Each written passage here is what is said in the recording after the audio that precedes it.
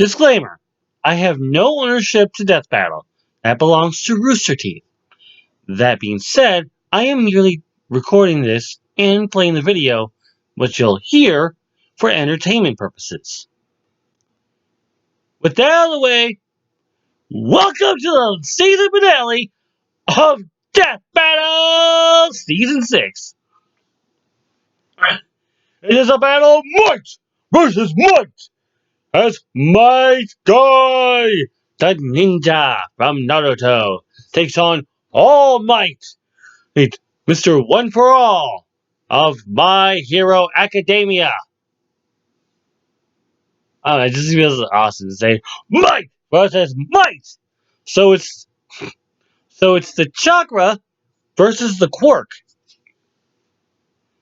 Already, I think I know what we're gonna say. Obviously, I'm gonna go right after All Might, right? Whoa! Hold on. Wait a minute. Am I going after All Might? Am I gonna give it to All Might on this one? I will say this much. I don't think this is gonna go to All Might. I think this is gonna go to my guy for this one. The the, the teacher from Konohagakure,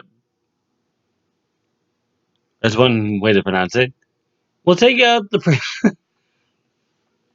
we'll take him we'll take on All Might, because let's face it, not only does Might have the strength, but he's also got the speed.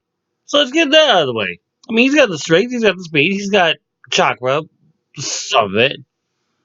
But in all honesty, I think it's going to go to All Might's opponent. Deku wouldn't have a chance.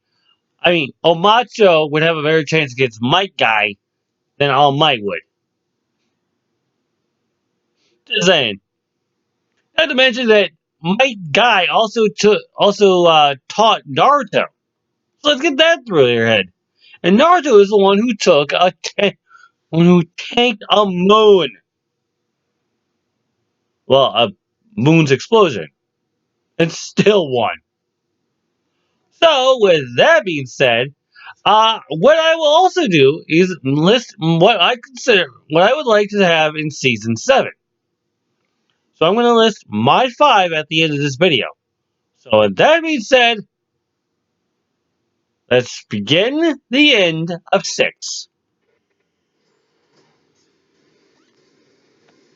Let's be real. Superheroes with super strength are like rabbits. They're everywhere. When a hero uses that strength to inspire others, they truly stand out from the crowd. They do. Like All Might, the symbol of peace from My Hero Academia. And Might Guy, master of ninja combat and bushy brows from Naruto. Bushy. He's Wiz and I'm Boomstick. And it's our job. Yeah, for the reason I didn't do the last two, the last one was a joke battle, so I thought that would not be appropriate.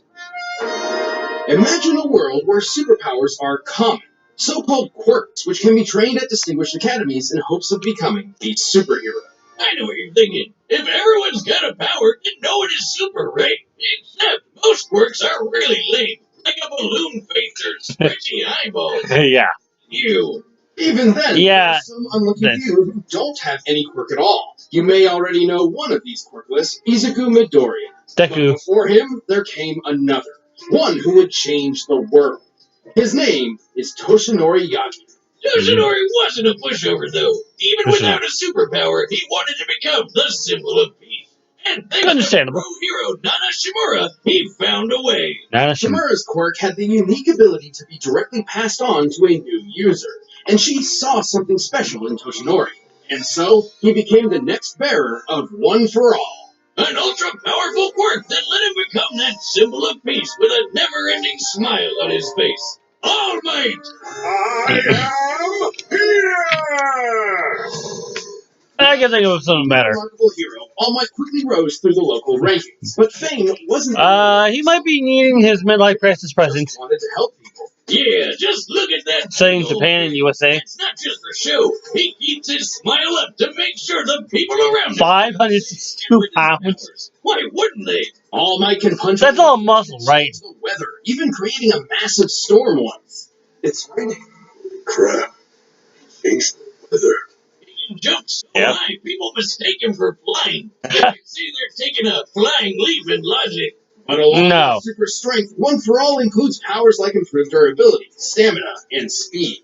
All Might has no problem taking huge and fighting ability in the blink of an eye. And thanks to his training at UA High School, All Might molded his quirk into an incredible fighting style. With moves named after the United States? I know. He was Japanese. Well, it's likely a nod to how the U.S. essentially created the modern superhero, like Superman. America's got a sort of superhero monopoly going on. That's true. Works like that. I name my moves after food. California roll. No. Oh my God, it worked! Do it for two. Lobster roll. Why look Smashes in All Might's arsenal. Don't get crabby, okay, Wiz? Cities from Nebraska to Detroit to the Carolinas. And most of their names actually do describe their results to a certain extent. For example, his Texas and Oklahoma smashes both create variations of tornadoes. And those two states are smack dab in the crossfire of real-life Tornado Alley. That's true. Coincidence? Probably not. Of course, many of his attacks create targeted gusts of wind, but every smash does have its own unique form of delivery. Such as how the Missouri smash is a karate chop, and the New Hampshire smash is a reverse attack meant to send All Might rocketing through the air. But he's got one mega-sized move that goes beyond all that. What's that? He calls it Plus Ultra.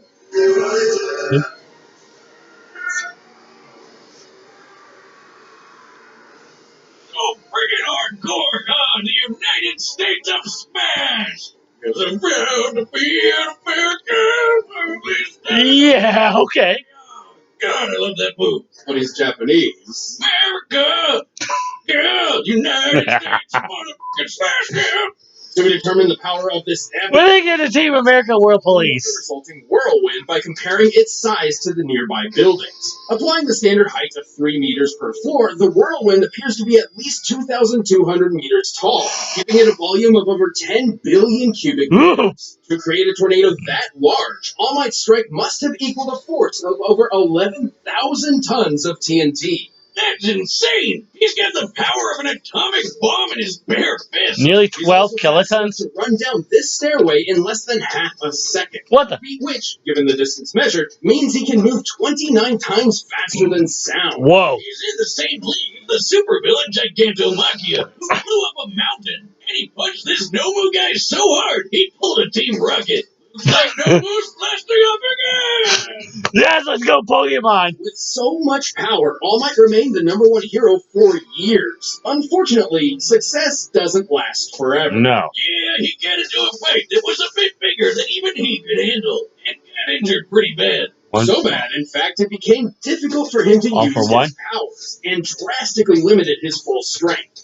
Hey, don't worry. For Death Battle, we look at each character's peak performance across their whole life. That's true. When fighting Nomu, All Might claimed that what he pulled off in 300 punches, he could have previously done with just 5.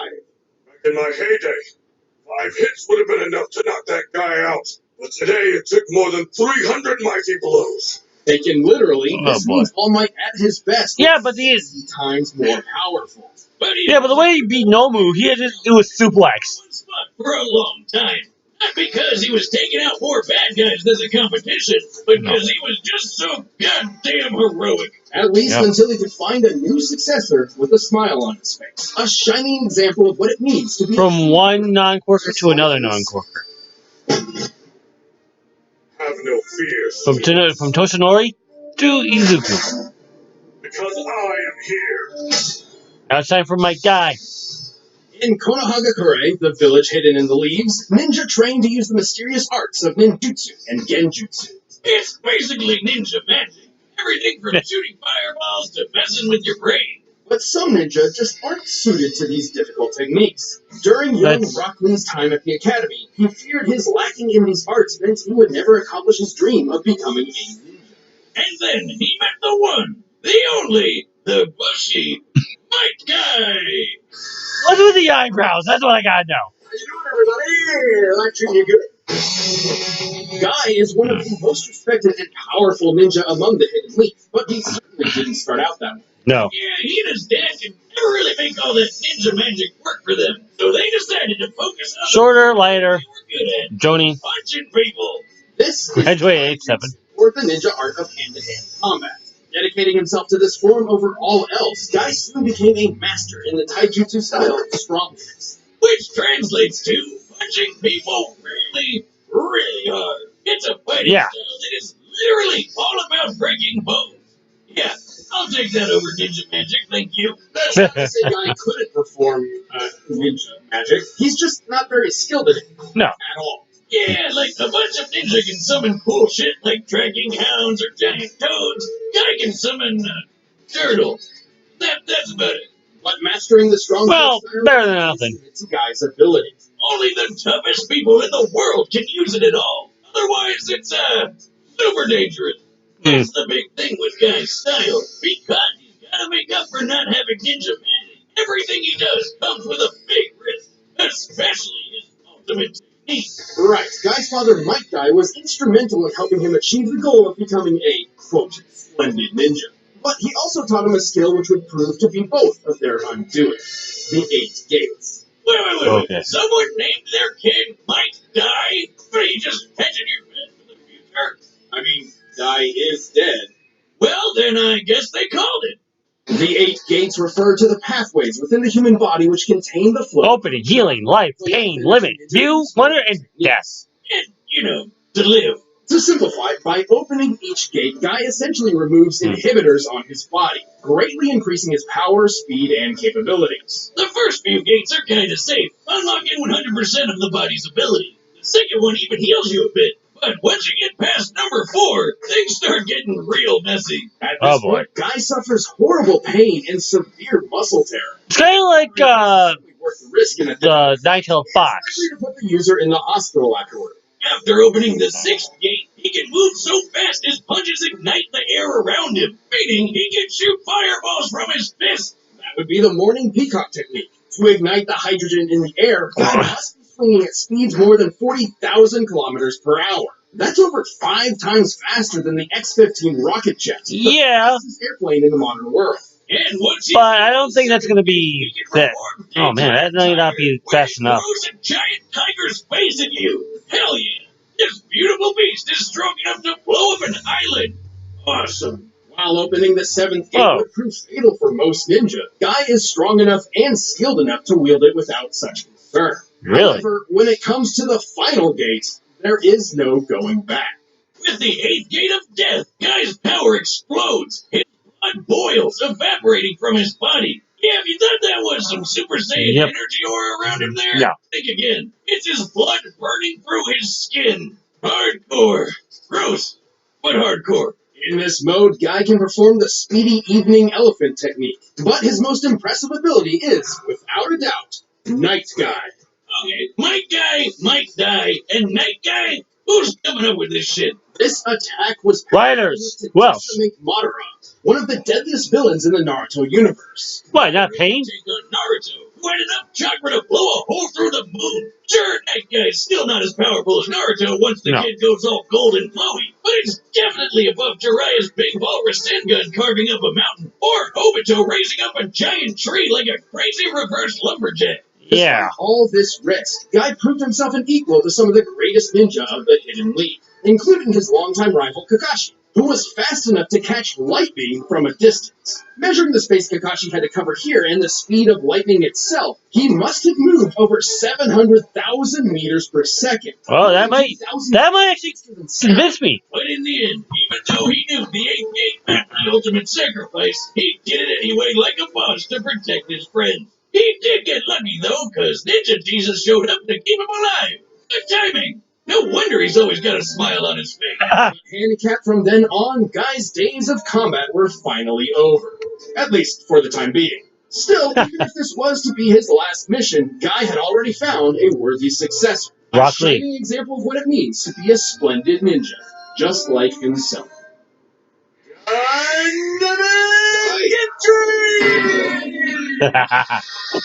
Really? Okay. Like I said, I'm sorry I did not come in for the past few ones. Tatsumaki and Mob. The Mask and Deadpool. The Mask and Deadpool was a joke. It was a sham. But to go back to this one, I'm going to stick with my guns or my fists and go with my guy on this one. My guy has been training with Kakashi. My guy has also been training with Naruto, and you know the speeds between those. And if you've ever watched Mario and Sonic, you know how fast lightning goes. The Mach 29 is walking compared to what Might has done, to what Guy has done. So yeah, I am going to stick with my guns and say that it's going to be Mike Guy who's going to pull this one out over All Might. I mean, the destruction is one thing, and it's going to overpower. And if you know, Guy survives that, All Might's United States of Smash will prove to be a statement to say nothing, to say the least. I mean, yeah, we know. I believe we're going to see a lot more in 2020, but here, Death Battle time. Are we in 3D? What? Someone's here. Oh, it's All Might. Toshinori's here. I am here! So cool! The amazing costume, those bursting muscles, that magnificent hair! You must be a worthy opponent Whoa! Already? for an arm wrestling contest! Oh, Guy! I accept your challenge! So we're gonna go right into arm wrestling? This is how it's gonna be decided? I can't lose. I have the power of youth on my side. You're inspiring, but no one can defeat the symbol of peace. Well, there goes the table and. Ooh. Incredible. Let's take this up a notch. Give your best shot. I won't hold back. That's a promise. Fight! Here we go. Ooh. Nice.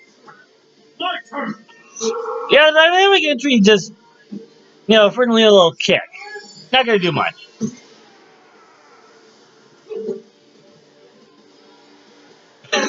Where did the heads come from? What are you really made of? Good question. We're about to find out.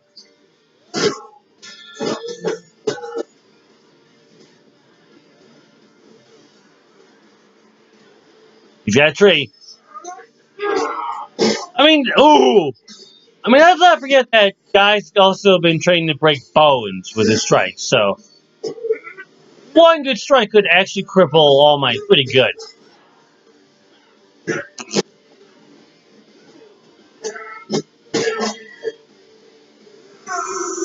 Whoa!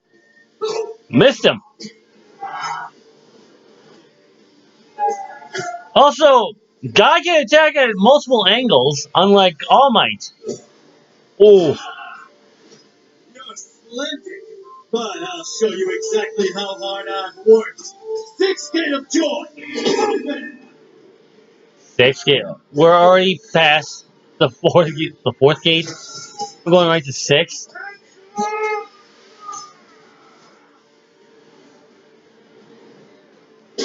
Oh!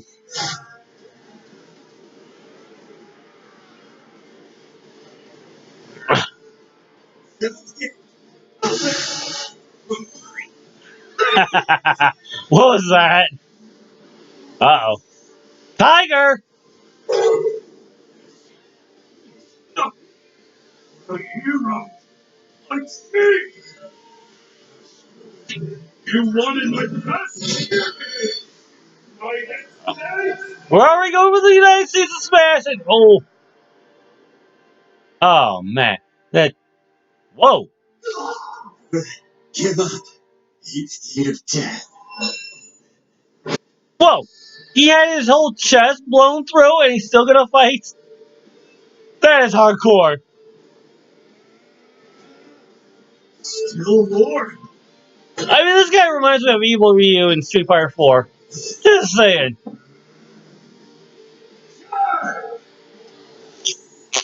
Oh no, he's gone dragon. But now, Plus Ultra versus the 8 Gate. Is that gonna? Who's gonna pull this one off?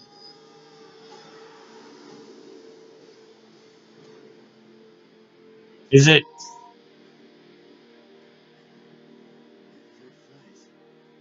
Let's do it again. Yes! Yes! I gotta win! Looks like All Might might not be all right. Well, All Might was an incredibly powerful and inspiring hero. But then again, the same could be said for Guy. That's true. All Might was super strong with plenty of good training. Without his gates, Guy wouldn't have stood a chance. Nope. Right, keep in mind that each of All Might's feats we covered were performed while he was in an injured state. So for this comparison, we multiplied each result by 60 as per All Might's own estimation of his power.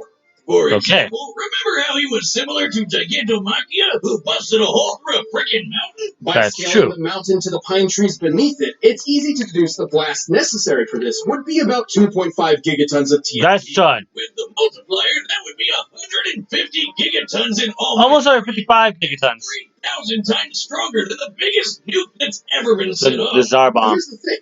Even with the multiplier, we know Guy was faster. And while they both learned to fight a wide variety of opponents, Guy was trained all his life and boasted a more versatile set of abilities and techniques. That's true. So with that much speed and skill, Guy already had a pretty good advantage. So long as he could hit All Might harder than All Might could hit him. Yeah. So to answer that, let's check their strongest attacks. Okay. All Might's greatest known feat would be the moment his smash created a massive storm, one that extended beyond the horizon. By taking the average mass of a thunderstorm, which is huge, and the 10 seconds it took for All Might's smash to create it, this comes out to a little over 24 gigatons of TNT. That's a lot. At prime, this punch would equal over 1,440 gigatons. So 1.5 megatons. Stronger than the biggest nuke from just one punch.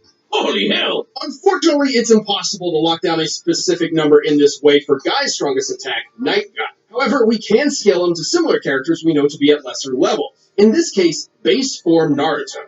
God damn, we can never get away from this little twerp, can we? No, true. Guy did serious damage to Madara, whom Naruto's normal abilities stood no chance against. Obviously, Naruto gains a lot more power when he accesses Sage Mode, Kurama's Chakras, Six Paths powers, etc. But Night Guy is certainly more powerful than Naruto's base form at the end of the series. Yep. You know that hole in the moon we mentioned? That was made by pulling all of Naruto's base chakra out of his body and blowing it up. And I mean all of it. Most of his chakra has been siphoned off. And we've actually covered this before. And that Naruto versus Ichigo, got it. 80 pentatons of TNT. That's a lot. It's a pentaton, you ask? Well, it's a whole lot bigger than a gigaton, that's for sure. Million gigatons. The gap in power put Guy several leagues above All Might. Also, Guy's superior speed ensured All Might couldn't avoid such a blow when it really mattered. Like, you know, in a fight to the death. And yeah, Guy using the 8th gate means he'll die later, but he still won the battle before that would happen. And that's still a victory. All Might was remarkably powerful and certainly a challenge for Guy. But with his gates open, Guy had the speed, versatility, and power to take him out for good. I called it. It was a mighty tough battle for all, but All Might wasn't a match for one powerful guy. The winner. My God! My God! Hey, thanks for joining us for another season of Death Battle. Don't go away, we're about to reveal when the next season starts. If you want the battle track from this episode, you can get the link below. Okay, so when is the next death battle? Bigger and better. 20 episodes every 2 weeks. First Sundays, YouTube Mondays on January 26th. Okay! I called it. I mean, it's been a while since I actually got something right. So, this actually makes me feel better about it. I had a feeling that, I was, before this, when I heard about the season finale death battle, I was thinking it's going to be All Might. But then my mind was going like, wait a minute, we're talking about a ninja here. We're not talking about Naruto, but we're talking about a teacher. A teacher who taught Naruto the Taijutsu.